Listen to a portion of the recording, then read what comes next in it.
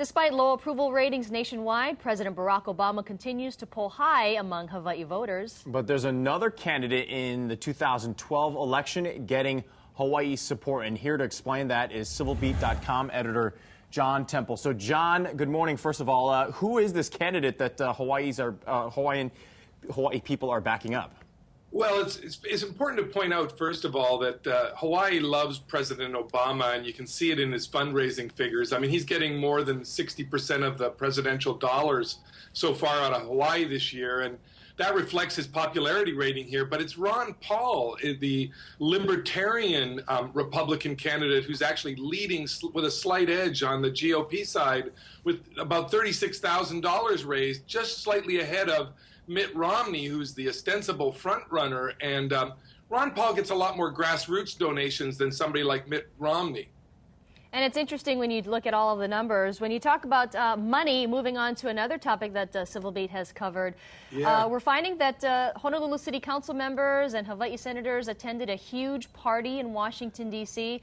because of a pro-rail lobby group. Why don't you talk about that?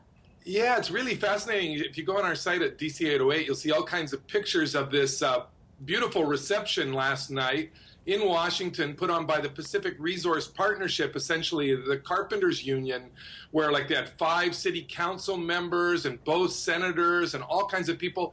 They flew 18 officials to Washington for this Railvolution conference, and it was kind of a very heady and upbeat session on how much progress they feel they've made on rail. So it doesn't look like any Hawaii event you'll ever see. No aloha shirts, all suits. And John, I think one of the interesting things was we saw Ann Kobayashi, one of the city council members there at that party. She has before challenged that project. There was an interesting exchange between your reporter and Kobayashi. Yeah. What happened there? Well, I mean, it's this grudging acceptance on the part of Kobayashi that the project is going to go forward, and now she's going to make sure that the money is well spent and that the development, she's very interested in what's known as transit-oriented development, the building around the rail stations, which will alter the shape of the city. So there is this grudging acceptance on her part, and she was an opponent. Well, John Temple, I know that Civil Beat has a reporter in Washington, D.C., and we can see that that's how you've been able to get some of these really interesting stories that you won't see elsewhere. So, John Temple from Civil Beat, thank you so much for joining us. Great to be with you. And you can find the complete story that we just discussed, both of those stories, on civilbeat.com, as well as a link on our website, kitv.com.